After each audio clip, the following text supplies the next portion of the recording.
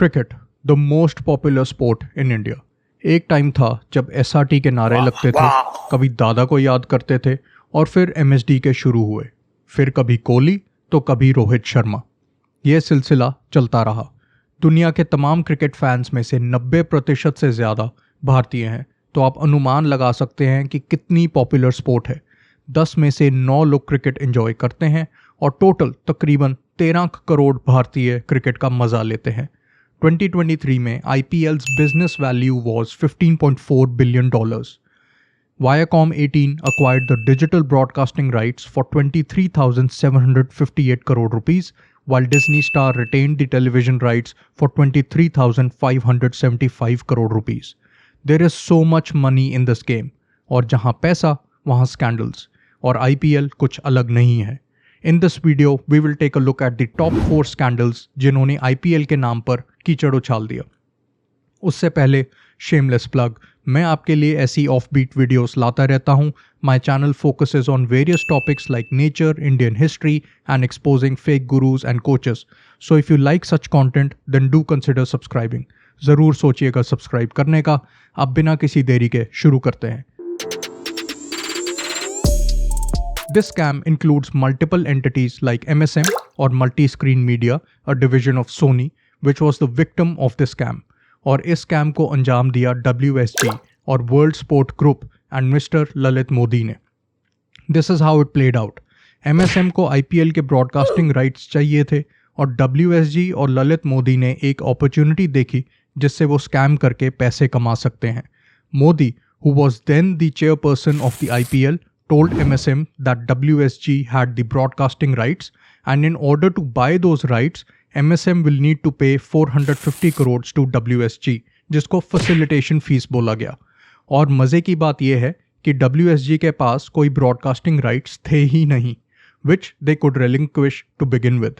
इस स्कैम को अंजाम देने के लिए WSG ने एक नई subsidiary बना दी, that was WSG Mauritius, and MSM had to pay the said amount. और उस केक में से ललित मोदी ने अपना एक मोटा सा स्लाइस ले लिया।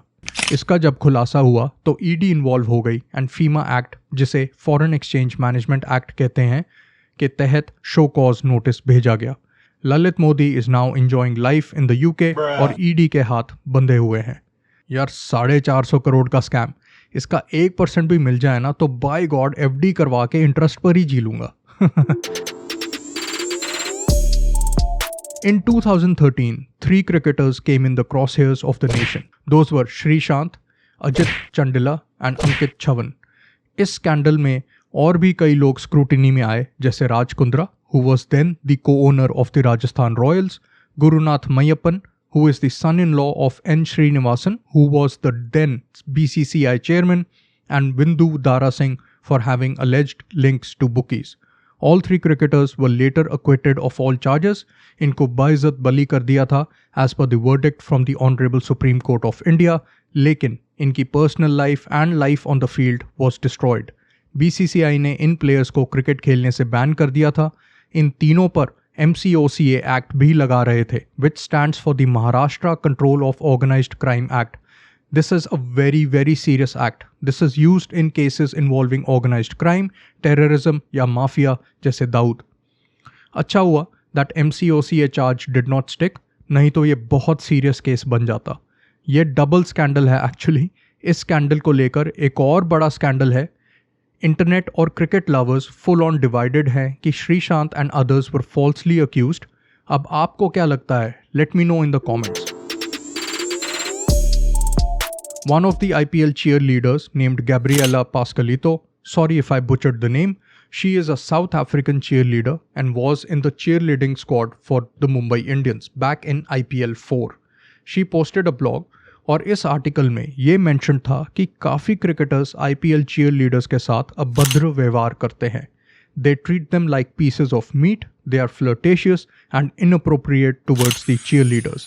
According to her, ये सब होता था in after match parties या private parties में।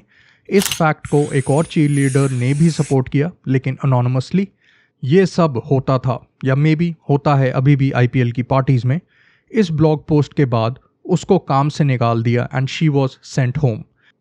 इस सब के बाद इस बात की ज़रूर खुशी है that she has named Indian players like MS Dhoni, Rohit Sharma and the GOAT SRT to be very respectful and decent. बात है 2014 की। Preity Zinta, do you people remember her? Back in my day she was really famous. God I am getting old.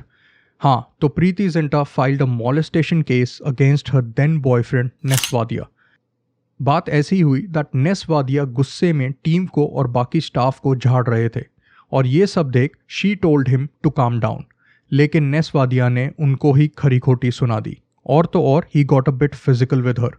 फिर पूरी team के सामने भी प्रीति जिंटा के साथ बदतमीजी और गाली गलौज कर दी।